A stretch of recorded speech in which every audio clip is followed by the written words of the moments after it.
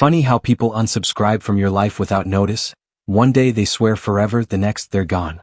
But hey, if you're here, hit subscribe. It's free, unlike loyalty. My soon-to-be ex-wife Leah, 26F, and I, 28M, had been married for only 6 months after dating for 2 years. But now, everything was crumbling.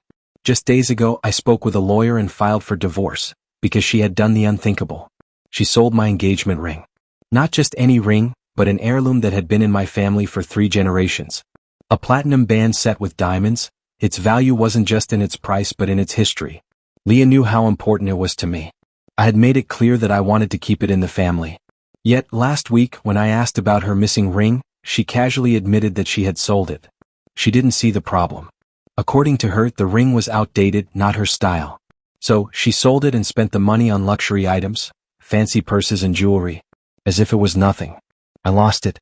I told her she had to return everything and get the ring back immediately. My mother and grandmother, both still alive, would be devastated if they found out. But Leah didn't care. She had done it on purpose. She had disliked the ring from the moment I proposed but had stayed silent because it was a family piece. Now that we were married, she claimed it was hers to do with as she pleased. That was her logic. And she stood by it. The argument that followed was like nothing we had ever experienced before. Screaming, accusations, disbelief. I was willing to do whatever it took to get the ring back. But Leah refused. If I wanted it, she said, I'd have to buy it back myself. The betrayal was unbearable. I packed a small bag and left, driving to a suburban hotel where I am now staying. She didn't stop me. She didn't even look up as I walked out. And since then, she hasn't reached out. Not even once. I waited 2 days. But she never called. When Leah didn't respond, I knew it was over. On the 3rd day, I reached out to friends who pointed me toward a solid divorce attorney. After the consultation, I made the decision. I blocked Leah on everything. Yesterday, I signed the divorce papers. I didn't want to see her again. So, I took the day off work and went home while she wasn't there. I placed the divorce papers on the coffee table and started sorting through my belongings. Thankfully, a few friends showed up to help. They carried the heavier furniture and larger items to store at their places until I could figure out where to go next. By the time I was done, there was no trace of me left in that house. I returned to the motel. Then after 6 p.m. Leah came home. That's when her parents started blowing up my phone. Calls, texts, accusations. You can't do this. At least talk to her once. Unblock her, this is petty. I didn't care. I blocked them too. Then Leah's friends started harassing me. They called me unreasonable, egoistic, dramatic. But then they hit me with something unexpected. Leah had apparently contacted the jeweler. She was trying to buy the ring back. They claimed she felt awful and had been working to fix the mistake.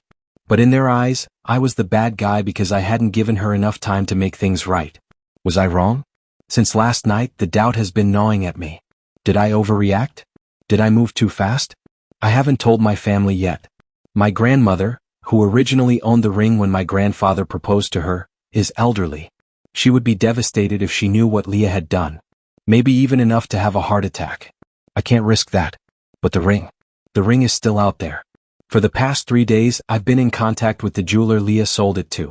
She had smugly given me his number during our fight, telling me to buy it back myself if I cared so much. And now I'm trying. The problem? The jeweler wants far more than he originally paid Leah for it. I'm still negotiating, but here's the kicker. Leah is too. He told me he'll sell it to whoever comes up with the money first. And if another buyer comes along before that? The ring, my family's history will be gone forever. Time is running out. The jeweler made it clear. If someone walks in and offers more money than what he quoted me, the ring will be gone. No reservations. No guarantees. Just business. I hate it, but I can't blame him. Leah made this mess when she sold the ring in the first place. Now I have to clean it up.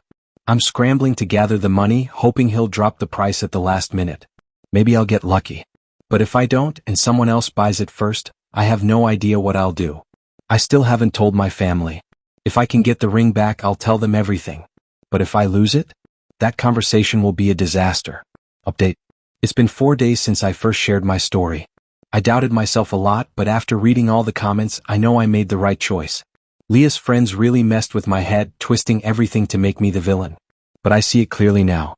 I blocked them all. Every last one of them. I want nothing to do with them ever again. It's still surreal.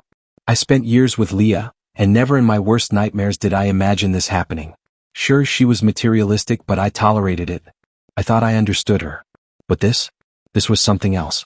She sold my family's history and acted like it was nothing. We've fought before, every couple does, but this time it was different. It was like I was looking at a stranger. That's why I'm divorcing her. If she thinks she can walk all over me after only 6 months of marriage, she's dead wrong. She knew how much the ring meant to me. She knew it was meant to stay in the family. Yet she treated it like a pawn shop trinket. I could try to explain this to her family and friends, but what's the point? They don't care. They just want to paint me as the bad guy. And Leah? She hasn't even tried to contact me. I know she has a burner account on social media. I never blocked it. But not a single message. It's weird considering how desperate she seemed. Instead of reaching out, it feels like she's trying to guilt me into changing my mind. But it's not working. The ring. I reached out to the jeweler again. Leah hasn't responded to him in 2 days. Maybe she's given up. Maybe she never actually wanted the ring back and only said she did to make herself look better. I don't know. And at this point I don't care. I told the jeweler I'd take the ring at the price he offered. I don't want to risk losing it. He agreed. Tomorrow I'm going to his store, sending the payment and getting my ring back. Once I have it, I'll finally tell my family the truth. The end of it all. Leah hasn't been home. My mother is getting suspicious. She keeps asking why neither of us have been around and why Leah isn't returning her calls. Turns out, Leah moved out too. Probably staying with her parents or a friend. Not that it matters. This feels like the final step.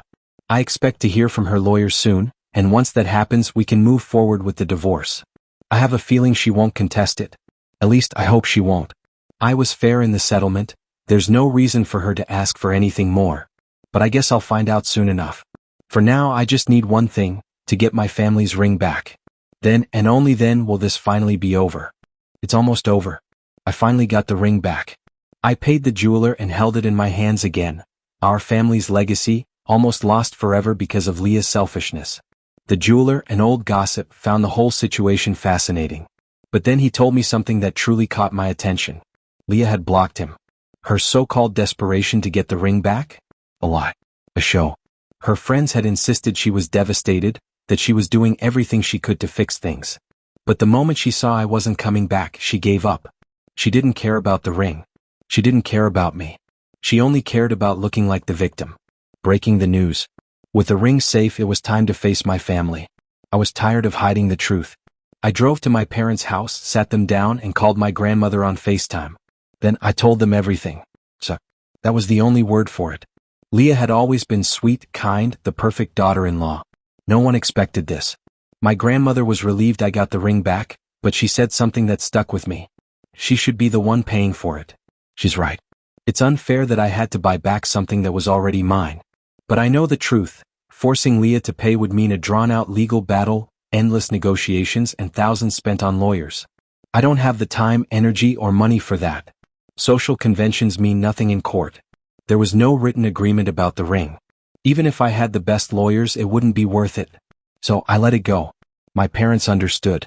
But they were disappointed, not just in Leah but in how everything fell apart so quickly. Less than a year of marriage and we were already getting divorced. Hearing them talk about her, remembering how much they liked her, made something break inside me. For the first time since this nightmare began, I cried. I had spent weeks holding it all in, trying to stay strong, but sitting there listening to my parents talk about Leah and how much they had wanted this marriage to work, I lost it. They had to comfort me. And the worst part? Leah doesn't think she did anything wrong. That's why she sent her family and friends after me, trying to guilt-trip me into coming back. The whole act with the jeweler was just that, an act. She wanted to look upset. But the truth? She doesn't care. She thinks I'm overreacting. And that's the hardest part to accept. Moving forward. Despite everything, talking to my parents made me feel lighter, like a weight had finally been lifted. They told me they were proud of me. Proud that I stood up for myself. Proud that I refused to let anyone, even someone I loved, walk all over me. That was all the reassurance I needed. Now, all I can do is wait for Leah's response to my divorce filing. I just hope she doesn't contest anything. She's already caused me enough problems. I don't need another battle. Update, the call. A few days passed. I buried myself in work, making up for lost time, working overtime just to keep my mind off everything. I also found an apartment close to my job. No more hotels, no more living out of a suitcase. Between work and apartment hunting, I barely had time to think about Leah. And then last night she called. I didn't recognize the number, so I picked up. The moment I heard her voice, I froze. I didn't know whether to hang up or stay on the line. I said nothing. She didn't apologize. She didn't acknowledge what she had done. She just said she wanted to talk. One last time. And just like that, it was over. Leah's call had caught me off guard, but I decided to meet her. If nothing else, I wanted the divorce papers in hand. When I arrived at what had once been our home, the emptiness was overwhelming. She handed me a check along with the signed papers. Confused, I glanced at the amount. It was significant. She explained that she had returned everything she bought with the money from selling my ring. It wasn't the full amount I had to pay to get it back, but she promised to pay the difference in installments. I hadn't expected this. In truth, I had assumed that money was gone forever. For the first time since this all started, she finally apologized. Tears streamed down her face as she admitted she never intended for things to spiral out of control. But she also knew there was no fixing it. We had to let each other go. I didn't know how to respond. I just stood there listening. She continued, saying that even though her friends and family had supported her, she hadn't been able to convince herself that she was in the right. Deep down, she knew she had made a terrible mistake. She had wanted to reach out many times but had been too afraid of rejection. And then, without waiting for me to say a word, she left. I stood there for a long time trying to process everything. Then, for the second time in this ordeal, I cried. A new beginning. The next day, I went to the bank and cashed the check. It felt strangely freeing, like I was finally cutting the last remaining ties to this painful chapter. Leah and I haven't spoken since, and I think that's for the best. Holding on to anger won't change what happened. I just want to move on. Thanks to my friends, I was able to settle into my new apartment quickly. Their support, and my parents, has been invaluable. Without them, I don't think I would have coped as well as I have. Of course, I still miss Leah. And yes, I regret how everything turned out. But life won't pause for me to process my emotions. I still have bills to pay. I still have to go to work. I still have to live. The world moves forward whether I want it to or not. Final closure. A few weeks later, my divorce was officially finalized. Leah called one last time. This time, I didn't stay silent. I told her I wished things could have been different, but that this was our reality now. I wished her the best. She thanked me. And then she hung up. That was it. No dramatic ending. No final confrontation.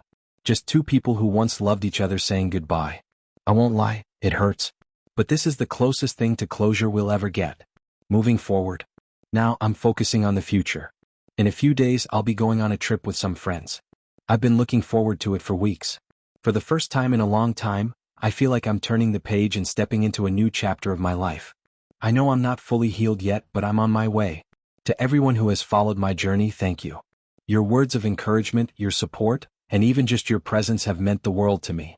If this story resonated with you, if you've ever experienced something similar, please share your thoughts. Let's talk about it. And if there's one lesson to take from all of this, it's this. Sometimes love isn't enough. And that's okay. Letting go isn't easy, but sometimes it's the only way to truly move forward. If this story touched you, please like, share, and subscribe. Let's keep the conversation going.